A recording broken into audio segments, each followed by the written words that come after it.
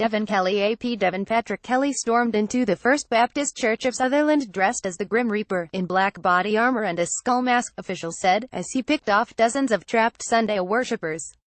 The madman's bloody rampage was apparently set off by a dispute with his in-laws, who often attended the church but weren't at the service that became the scene of the deadliest mass shooting in modern Texas history, according to officials. Wherever you walked in the church, it was death, Wilson County Sheriff Joe D. Tackett said of the small-town bloodbath, about 40 miles from San Antonio.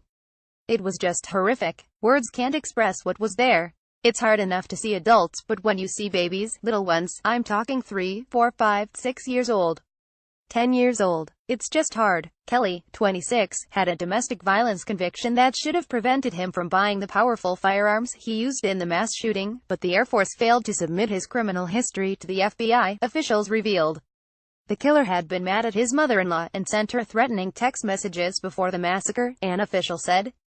We know that he expressed anger towards his mother-in-law, who attends this church, said Freeman Martin of the Texas Department of Public Safety. This was not racially motivated, it wasn't over religious beliefs. There was a domestic situation going on with the family and in-laws, he added. Kelley killed 26 people in the bloodbath, including his wife's grandmother, 71-year-old Lula Wojcinski White, and wounded 20 others, according to authorities. His victims ranged from as young as 18 months to 77 years old. I have no doubt where she is right now. She is in heaven laying her crowns and jewels at the feet of Jesus and celebrating, White's niece Amy Backus wrote on Facebook. I love and will miss you and Lula Wojcinski White. The killer was first spotted in his massacre gear at a Valero gas station across the street from the church, where he was obviously suspicious to others, Martin said. At that time, I'm not sure if he had the mask on or not, but when he entered the church he was wearing a black mask that had a white face, skull face, to it, he explained. The madman then drove across the street and opened fire outside the church with a Ruger AR-556 rifle, killing 2 people. I couldn't see his face. I could only see his body shaking as he shot the gun, Terry Smith, who was walking into Teresa's restaurant when the carnage began, told Yahoo News. When I close my eyes, I just see him just shooting and shooting and shooting. The killer then entered the church, where he went up and down the aisle shooting at worshippers attending an 11 a.m. service, Tackett said. He just walked down the center aisle, turned around and, my understanding was shooting on his way back out, the sheriff said. He added there was no way for victims to flee the killing spree, which was caught on video because the church regularly tapes its services. Smith said she heard the barrage of gunfire coming from inside the church as she hid out with others in a store across the street. There were so many rounds, she said. It just went on and on. You could just hear it constantly. And then there was a silence. And then there were more rounds. And then there was silence. Officials said. He fired hundreds of bullets into the parishioners and they recovered 15 empty 30-round magazines from the church.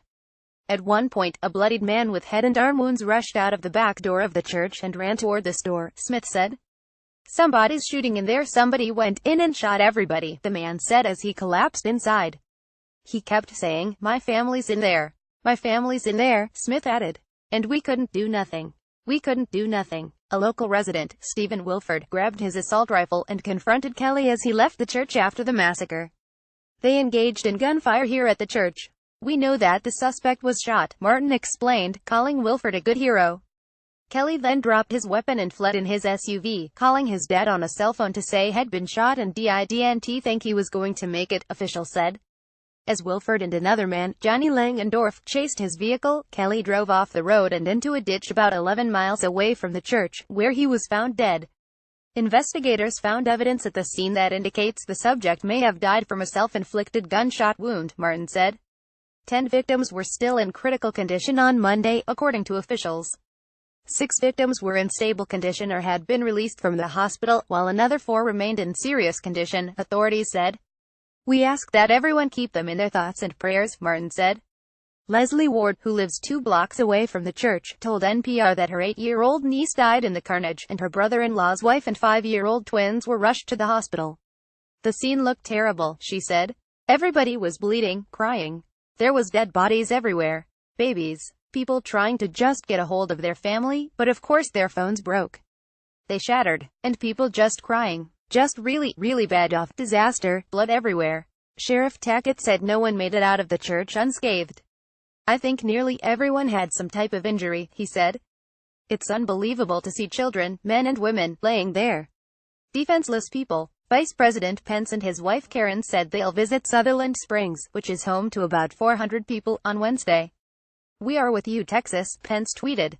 Residents were left shocked that the fifth deadliest mass shooting on U.S. soil could unfold in their small, tight-knit community. We're a good community," Smith said. "When people are struggling, we all come together. I don't know what we do now.